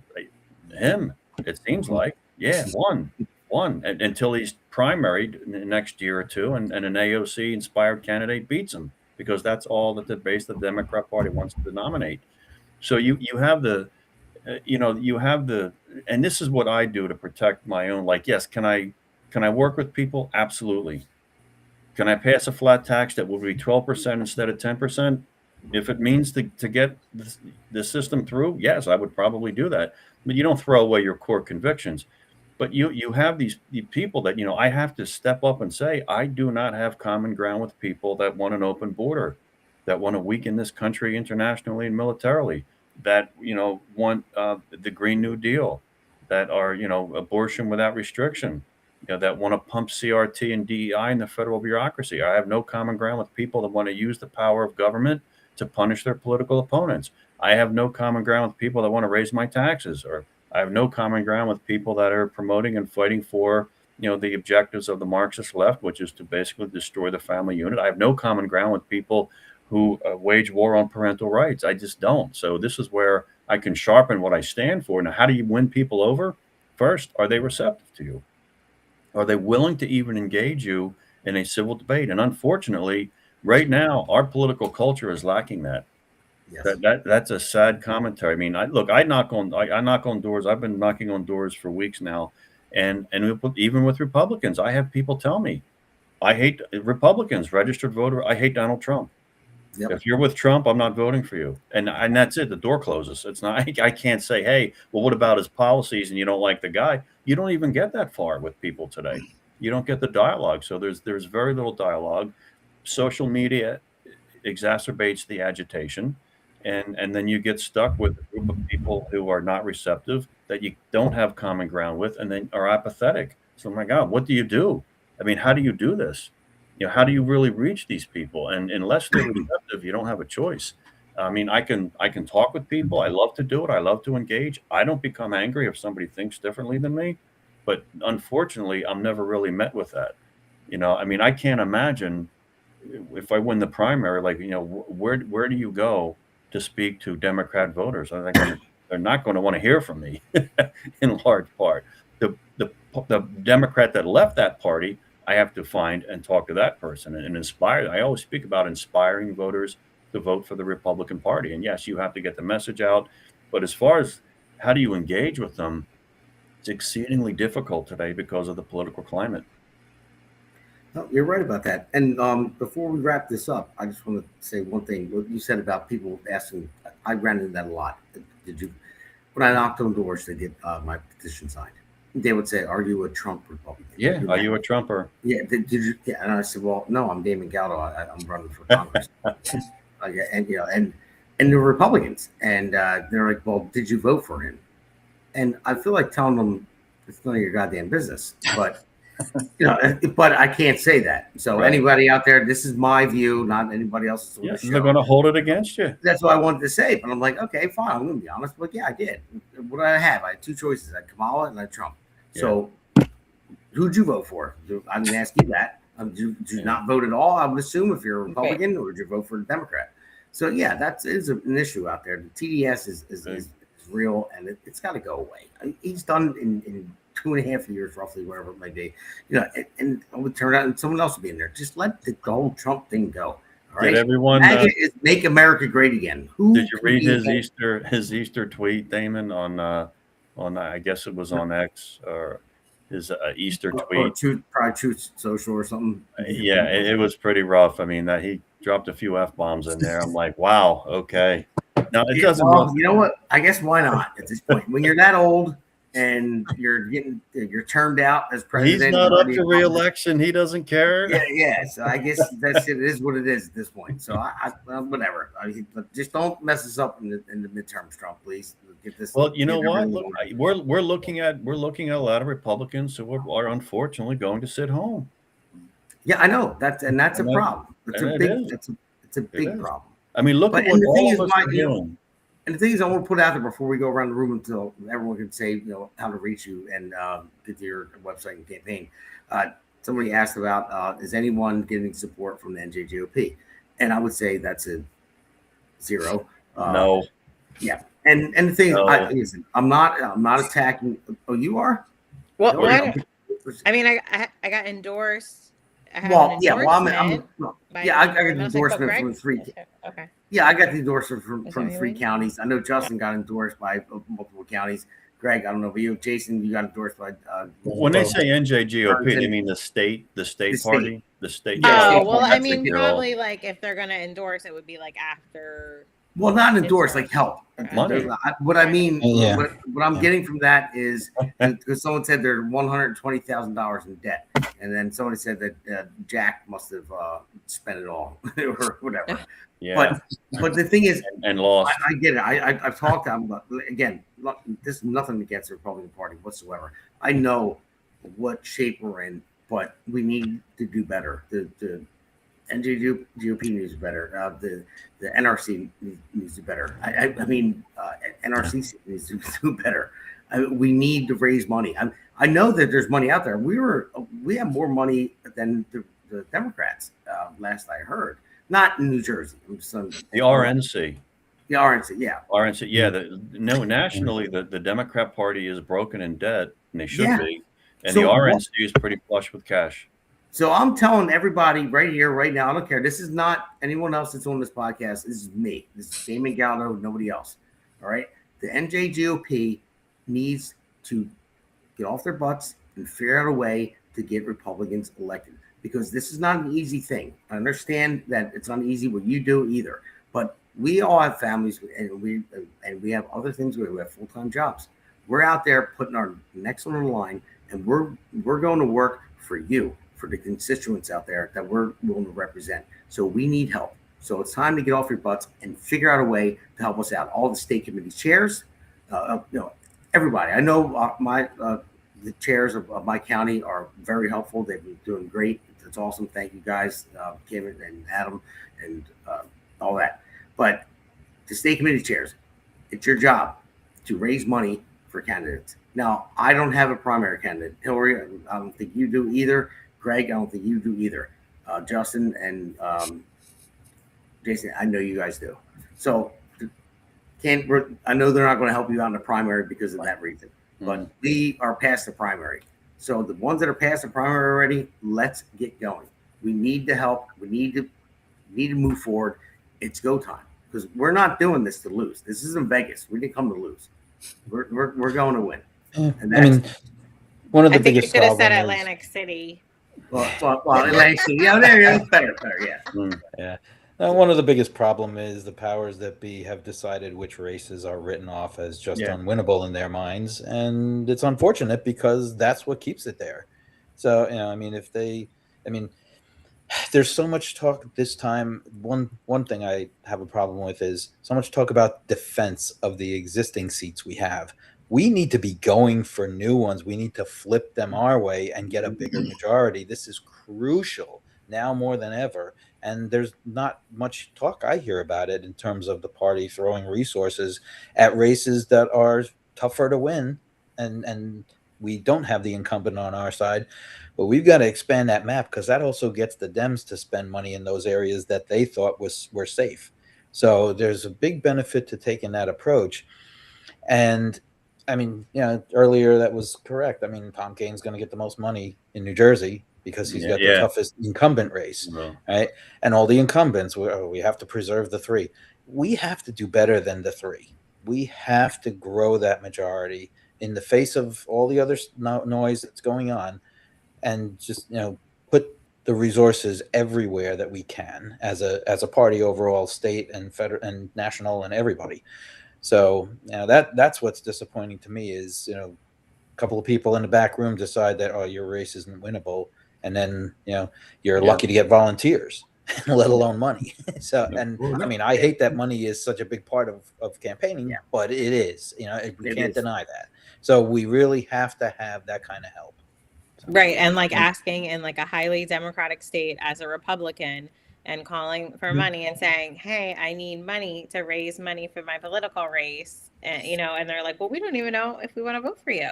So it's you have to cross those bridges, and you have to make contact with Democrats, and you have to make contact with independents. And you have to say, look, we all kind of want, safe schools. We want safe streets. We want, maybe some of the, far, far left progressives don't want safe streets because, they want open borders and stuff. But we mostly share that we want these, commonalities. So we really need to focus on the commonalities and, resonate with voters outside of the typical, Republican donors. We need to say, hey, regular everyday people, because that's what we are, and we're running. So, we need to connect with them. No, you're right. It's also messaging, for example, leading off that kind of subject. ICE, is such a bad word for all the Democrats, mainly just for political score, because they make up all these things about they're picking people up all over the streets. They are not. That is a total fabrication. What they are doing is getting a lot of very bad people off the streets, and that's got to be our message with ICE. Look at all the good they're doing. Look at all these, top 10 or 20 or however many bad guys that are off the street now. Don't you want safe streets too? Well, not only that, is they that had how long to make reform and bring legislation for reform And especially in my district, the guy's been there for 37 years. He hasn't brought any reform. Right. But now he's That's going to it. stand on, oh, look what ICE is doing. Well, why haven't you brought reform in 37 years if you cared about immigration? Now all of a sudden Exactly. you care about it? Well, they didn't care So- until Trump was president. Right. Yeah. That's kind of what it seems like. Yeah. So, all right, well, guys, listen, we're gonna go around the room real quick, and I just want to propose this. My producer just put in the private chat. He said we need to do this often. I'm proposing we do this weekly until the election, until November. I don't care what it takes, but a lot of people are responding to it. It's great. One of the last podcasts I had, just with my accent, maybe it was an anomaly. It was 2.1 million viewers. So 2.1 million viewers, donate 50 cents to everyone's campaign, and then we'll be in good shape. So, Yeah, we'll be fine. yeah. You should have Rob on more often. Yeah, exactly. Rob, if you're listening, I did send him the link. I don't know if he's listening now. I haven't seen him post anything. But yeah, that was an anomaly. Usually, the most I got before was like, I go toe to toe with Tim Cast at 8 p.m. So it's hard to get live listeners. I usually pick them up afterwards. And the APN picks up a bunch on Rumble, on X, on Parler, on YouTube, you name it.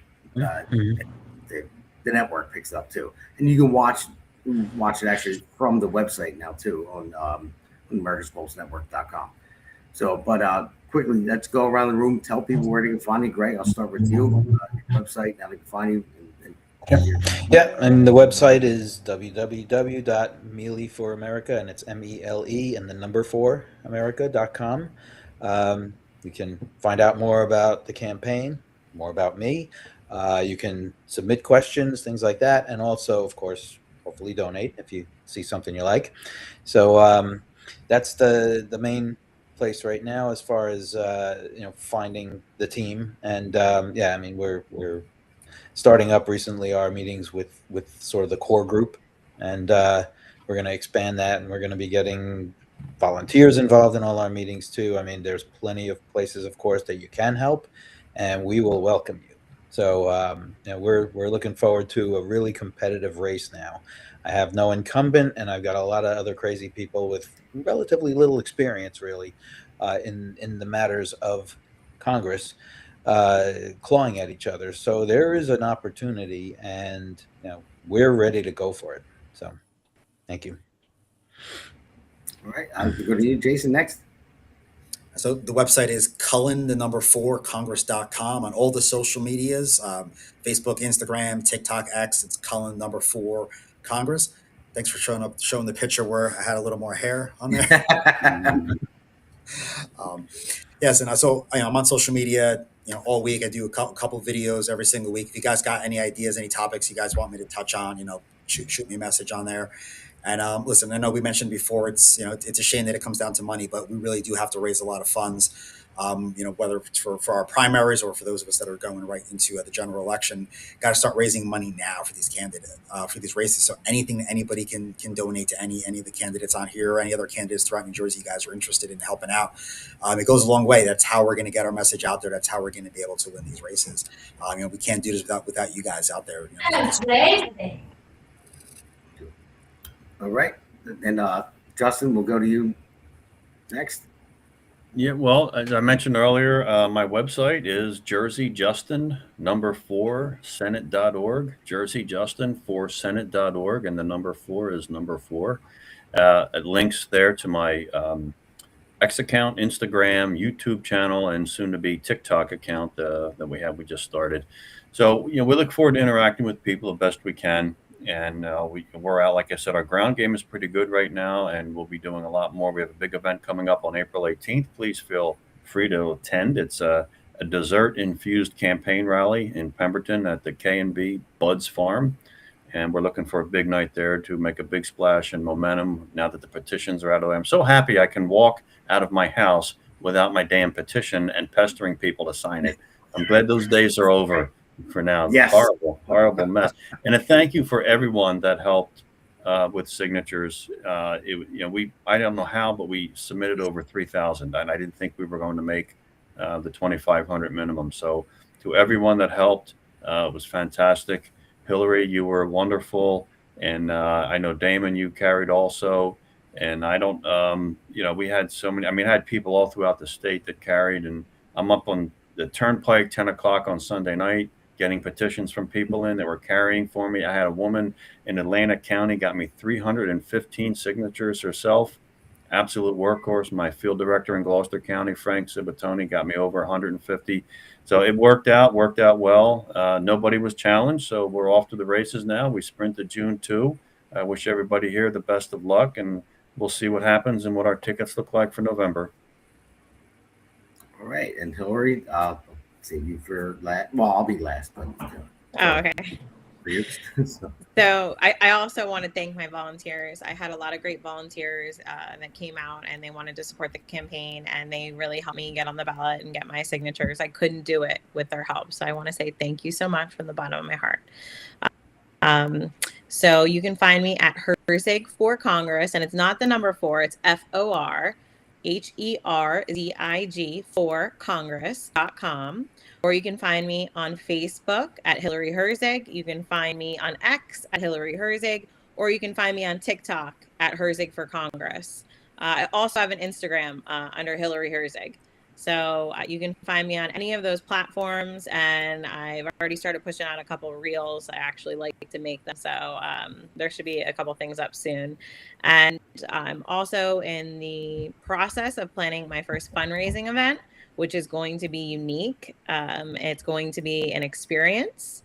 So I'm looking forward to putting the information for that out. And as soon as it's ready, I will send you all a message, and I hope that you guys can join us. Thank you so much. All right, guys, thanks for going. Well, listeners out there, as you know, I'm the host, Damon, Galdo, of the Jersey Shore Podcast, SURE. I'm a candidate in CD1 for Congress, and I keep seeing Ann, man, you're loving everybody but me. I'm getting jealous. I really am. I'm just trying to be entertaining a little bit. But no, Ann, thank you very much. I love Ann. She's awesome. But yeah, everyone knows where to find me. VoteDamonGaldo.com. And everyone knows all my social media platforms from this podcast, so I don't have to go through all that. But I do want to say that I was going to wait another week, but I'm going to have a virtual fundraiser. I'm going to use next week's podcast to do so. I'm going to send it out to everybody. So if anyone can share it, next Monday, I'm going to have a virtual fundraiser podcast. Anyone can jump in the chat, ask me any questions that you want. And again, I hate asking for money. I do. It feels like you're shaking a can in front of people asking. But it's a hard thing to do for candidates. It really is. It's not my personality. I'm sure it's not theirs either. It's just it's a fact though. Money wins campaigns, and I'm going up against a juggernaut and Donald Norcross, and he snapped his fingers and raised $1 million. He already has over $2 million in his treasury. I have like $2 in mine, so a little more than that, but still nothing close to him. But all these candidates, we're all doing this because we care, and it's a hard thing for us to do. And I'm not looking for sympathy or empathy or anything like that. We're doing it because we care. We want to do good. I look at my 2 kids. I have a 12-year-old and a 7-year-old. And when I see them, I look at the future for them. And I don't even know what it's going to look like. So my favorite quote from Edmund Burke is, the only thing necessary for the triumph of evil is for good men to do nothing. And women too, Hillary. So that's just how it was written. So, but yeah, so people have to step up, and we're trying. We're going to do our best for you. And I think we should do this again and maybe get a couple more candidates on again after this. But if we show a united front as Republicans, I think it's going to make a big difference, because Republicans, like I said before earlier in the show, we tend to kick ourselves in the butt while running headfirst into a tree. And, it's just, we need to stick together and work together and show that we're here to try to do good. Democrats will do it, good, bad, or indifferent. They don't care if somebody made a threat and killed someone's family. You've seen that. What was that in Virginia? The attorney general or whatever it was that got elected. Yeah, they don't even care. But someone that threatens to kill children, they still get elected. Like, we're not doing that. We're just trying to do this for good reasons. People have short memories. Yeah, I know. But all right, guys. Hey, buddy, come here for a second. Come here. This is why I'm running for this guy. Right all right. And my sister. And the sister is upstairs. So. Yeah, she's probably playing with my dog. Okay. With your dog? All right, guys. Well, and you're wearing Republican red. I think it's awesome. So I can't deny him. You know, I don't think I can. Right. He's not the mailman's baby for sure. Thank you for having us on, Damon. Oh, thanks for coming on, guys. I really appreciate it. I appreciate. Thank you so much. I appreciate everything that you guys talked about tonight. This was awesome. We have to do it again, and we have to keep fighting a good fight. So you guys can stay tuned for the end of this, and then we'll come back in the studio afterwards. We'll be off air after the fact, but if you want to stay tuned, have at it. So, all right, guys, signing off. Absolutely a pleasure, and good to see everybody. Yep. Thank you. Yeah. This one's for New Jersey. For every working family that's had enough. Name's Damon Galdo. And I'm just getting started.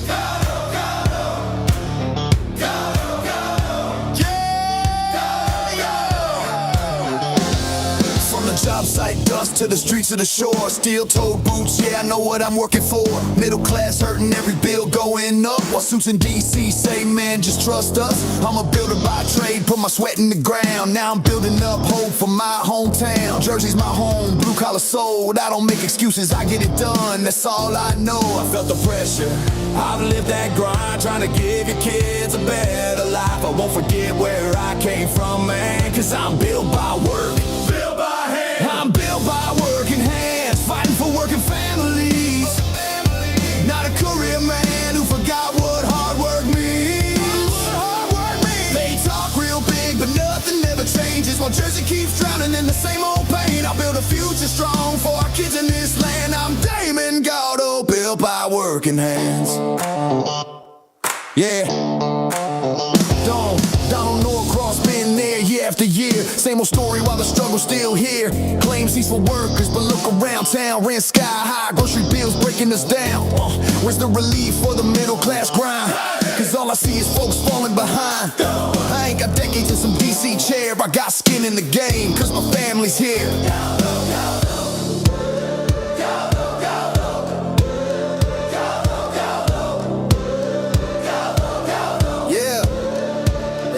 Time, they had their shot, and tell me, Jersey, what have we got? It's time for change, time for a stand, time for work, and not another plan, not another plan, not another plan. Yeah!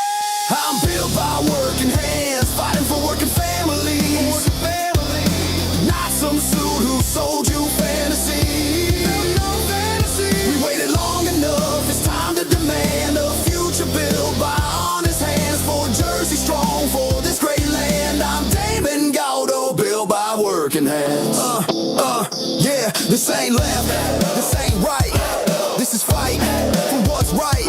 For every mom working double shifts, every dad praying they don't miss. I'm running for my kids, running for yours, for a state that deserves so much more. Not talk, that's the plan. Let's build it back with a working man. For our children's dreams, for a better way. I'll fight for Jersey every day. No empty words, I'll take the stand. Cause I'm built by work.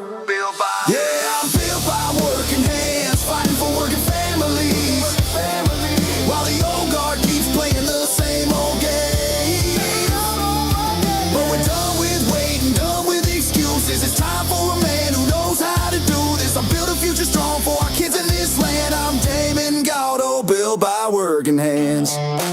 New Jersey 1st District. If you're tired of the talk and ready for work, walk with me. Galdo, Galdo.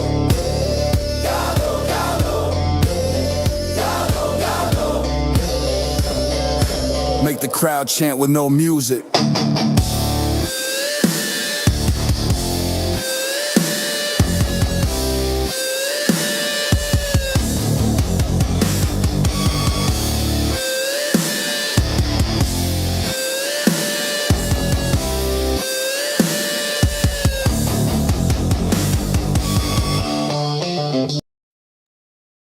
The Hammer thanks you for watching tonight's Jersey Shore podcast.